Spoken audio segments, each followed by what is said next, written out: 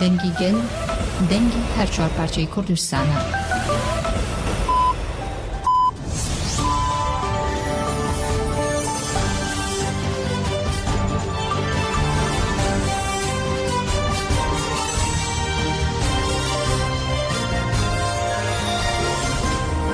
جنابندان و چند رادیو دنگ گلدن باش گودرین هجا ایرو 13 نیسان 2024 شمیل بروکسل ساعت 12 لامده 16 امینو چه نو روز پیشکش بکن دم آزادی اره بر اپویا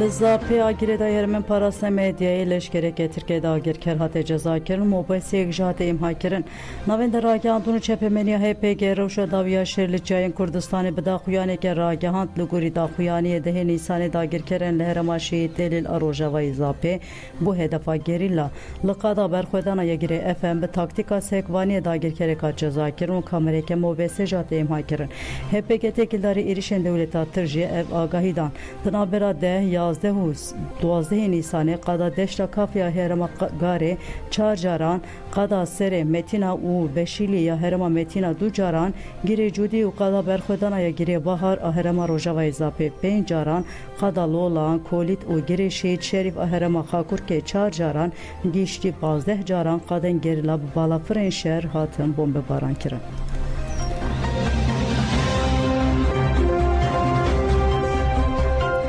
کردستانی و دوستان خو بانکل حکومت سوئد کرنده جه هولدان کرل مذکرنا کردان برده حکومت سوئد زختن خو سیاسی لسر کردان سازی و کوملین وان زده کرن لهمبری و سیاست قریش گله کرد دوستان وان عاجزن جبر و گله پایتخت استکهلم مشکل گیرسی هات ارگانیزه کرن د ساعتن سبه ده 4 آلین سوئد کردستانی و دوستان خو هریکن کولانن پایتخته به هزاران کس له کومبون او بر بناوین دا باجر و مشیان پشتی مشل سر ناو گیرسی خافتن هات گرن و هات گوتن دزگه اولکاریا سوئد زختن خو سیاسی لسر کردان سازی و کوملین مزیده کرنه اف هولدان به تیبت بشتی لهف کرنا سوئد و ترکیه آجبو اندامتیا ناتوی پیکاتن لوی اف ظلما سیاسی لسر کردان سازی و کوملین کردان بداوی به سوئد لدو ساکو کردان بگومان ببینه لوی پیشی لسیاستا قرکرنا کردان بگیره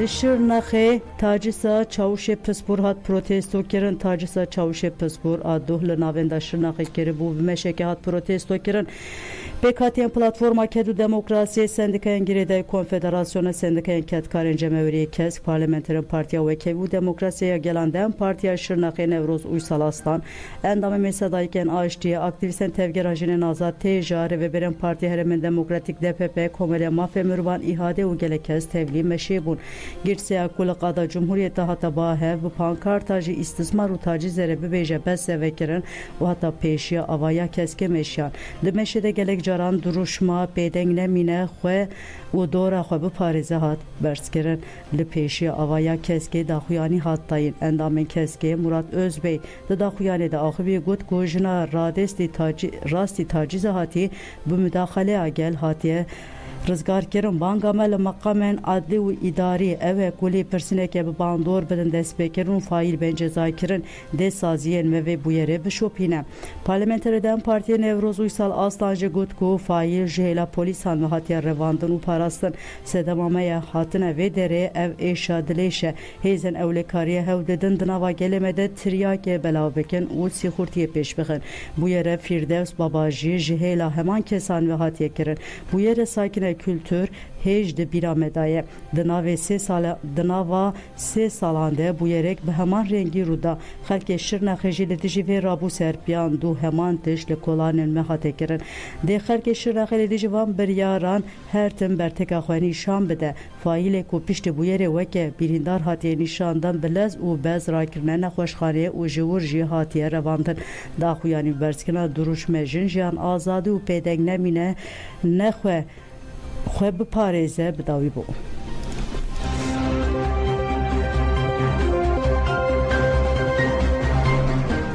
Mesajınan Adem Partiye hükümet ji bu yerin li Şirnexê berpirsiyarê mesajınan Adem Partiye tekildarî bu yerê destdirêjiya Çavuşê Pispor Tirk daxuyaneke nivîskê Dawud daxuyaniya xwe de ev yekanî ziman. Tevî ku tundî û qetliam li ser jinan roj bi roj zêde dibin polîtikayên şerê taybet ên li ser jinên Kurd jî bi taybet bi destê artêşa Tirka girêdayî hikûmetê jî her ku diçe tên zêdekirin. Polîtikayên şerê qirêj ên desthilatdariya Mêrparêz li Kurdistanê bi destê hêzên ewlekariyê yên hikûmetê tên meşandin. Bu yera li Şirnexê ya tacîzê ya Çavuşê Pisporê Tirk jî girêdayî polîtikaya şerê taybeta hikûmetê ye ku hikûmetê bi salanê Şirnex kiriye navên devan polîtikayên xwe yên qirêj. Berteka gel û jinan helwesta li hemberî polîtikayên hikûmetê yên qirêj e. Hikûmet bi xwe ji bu yerên li Şirnexê berpirsiyar e. Ji bo ku hikûmet sûcên li dijî jinan bi polîtikayên xwe yên bêcezakirine rewa dike ew bi xwe berpirsiyar e. Em ê li dijî polîtikayên hikûmetê yên ku jinan hedef dikirin bi awayê herî xurt têkoşîna xwe bidomînin. Em ê nehêlin ku hikûmet sûcên xwe yên li dijî jinan veşêre. Li dijî polîtikayên şerê taybet yên hikûmetê em ê hevgirtin û rêxistinbûna xwe xurt bikin û bersivê bidin polîtikayên wan ên qirêj.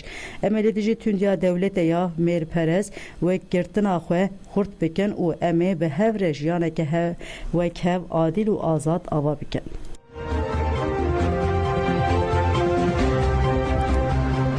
Aktivistê Kurd Serhat Gültekin êku ji aliyê Fransayê ve radistî Tirkiye hatkirin hatgirtin û ew birîn girtîgeha Metrisê.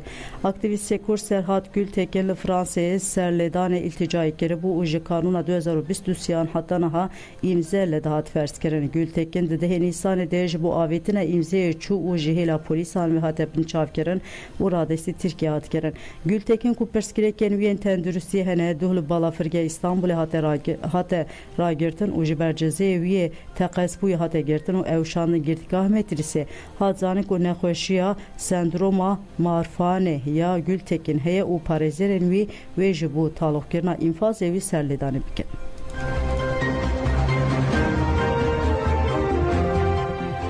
Malbatên şehîdan êrişa li ser goristana şermezar kirin.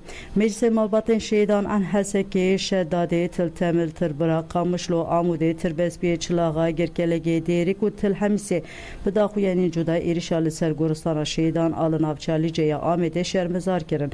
Di daxuyanê de hat gotin ev êriş helwesta alîgirên AKP ya li Tirkiyeyê binkeftina AKP di hilbijartinan de û binkeftina artêşa Tirk a li çayên Kurdistanê rewa dike. Her wiha hat diyarkirin ku êrişa li ser goristan li dijî mafê mirovan e û divê hesab ji berpirsiyar werê pirsîn. Di daxuyaniyê de bank li rêxistinên hukukî rêxistinên mirovî yên nav netewî hat kirin ku sûcên dewleta Tirka dagirker ên li dijî gelê Kurdistanê û gelê Kurd bên rawastandin û Erdogan bê darizandin.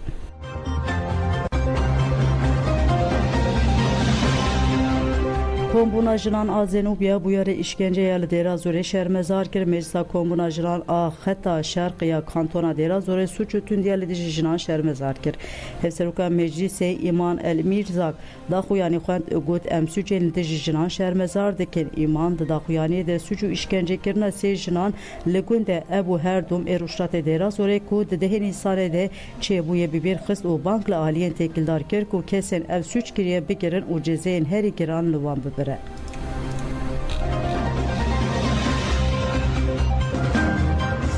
Li bajarê Nîsiyê Fransayê li zanîngeha Sot Asur tekildarî jinên Kurd panelek hat darxistin.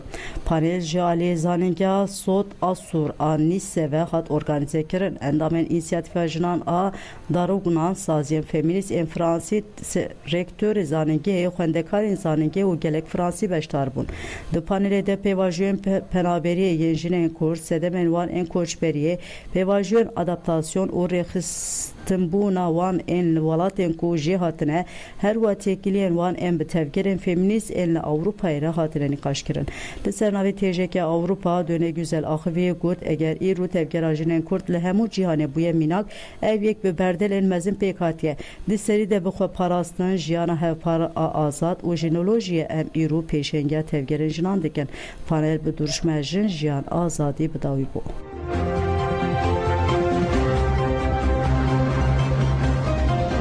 Devleta Tirkiye dagirker û çêtiyên wê li navçeya Recoya Efrînê welatiyek revandin li Efrîna ku ji aliyê Devleta Tirk ve hatiye dagirkirin rojane sûcên Devleta Tirk a dagirker û çêtiyên wê yên li dijî şêniyan dewam dikin.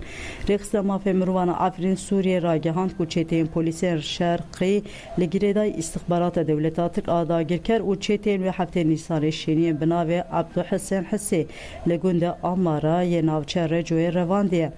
Heta niha aqubeta Abduhesên Hisê nehatiye zanî.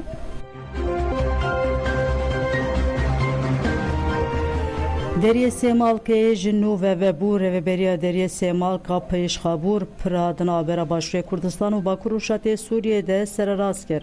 Pir ji ber lehiyên bîstê Adarê hilweşiya bû. Rêveberiya derî da zanîn ku tevgera bazirganiyê dest pê kiriye û sibe dê tevgera rêwiyan jî dest pê bike.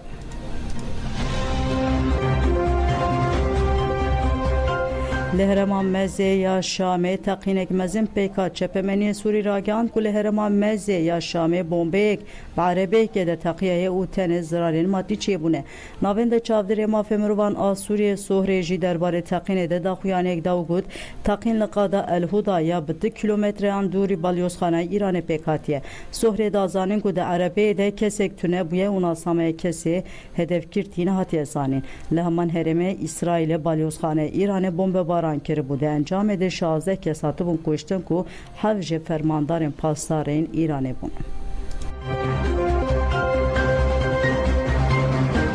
Li Avustralyayê li dijî navendekê danûstandine bi kêran êriş hatkirin û 5 kes jiyana xwe ji destan. Li gorî daxuyaniyê polîsên Avustralyayê de êrişê de 5 kesan jiyana xwe ji destan û êrişkar jî hate kuştin. Polîsan diyar kirin ku hêj sedema êrişê tespît nekirine û her îhtimalê dinirxînin.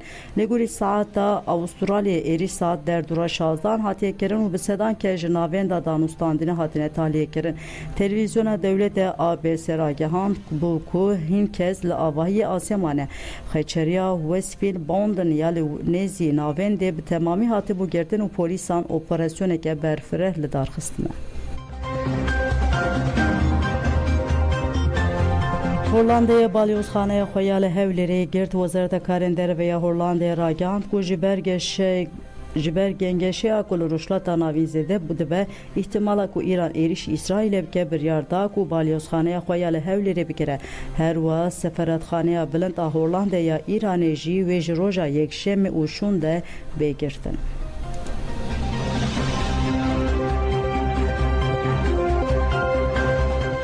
Serokvezîrê Iraqê Sudanî çû Amerîkayê ofîsa Serokvezîrê Iraqê di derbarê serdana Serokvezîrê Iraqê Muhammed Şia Sudanî ya ji bo Amerîkayê de daxuyaniyek da. Di daxuyanê de hat diyarkirin ku îro li ser vexwandina Serokê Amerîkayê Serokvezîrê Iraqê Muhammed Şia Sudanî û şandeyek paya bilind berexwedana Amerîkayê.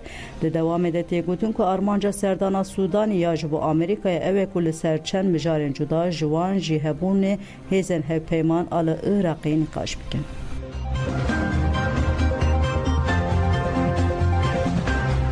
Vakfa Mezopotamya dest bi kursa folklore û edebiyata gelerî dike. Kurs yek Rubruye yek jî li ser medya dijîtal e ango onlîneye.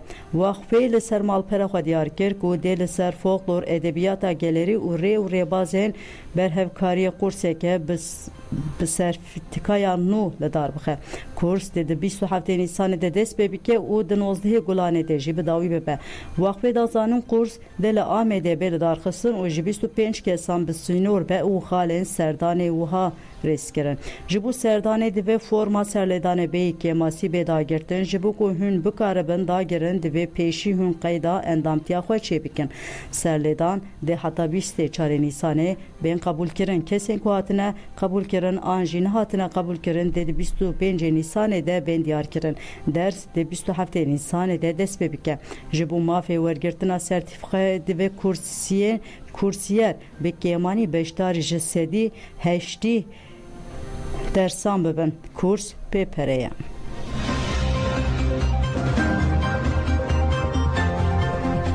Nûçeyame dawiye neçeme bi tevlîbûna gelek beşdarên ji Awropa, Kurdistan û Tirkiye atölyeya temborê li darxist.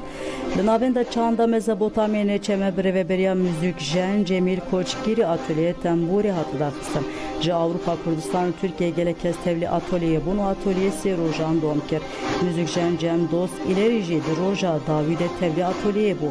Koçgîrî têkildarê armanca atölyê axivî got ku seknekî li dijî qirkina çandiye û dixwazin têkoşîna xwe bidomînin. Atölye bu guhdarkirina lawje û muzîkê bidawî bû.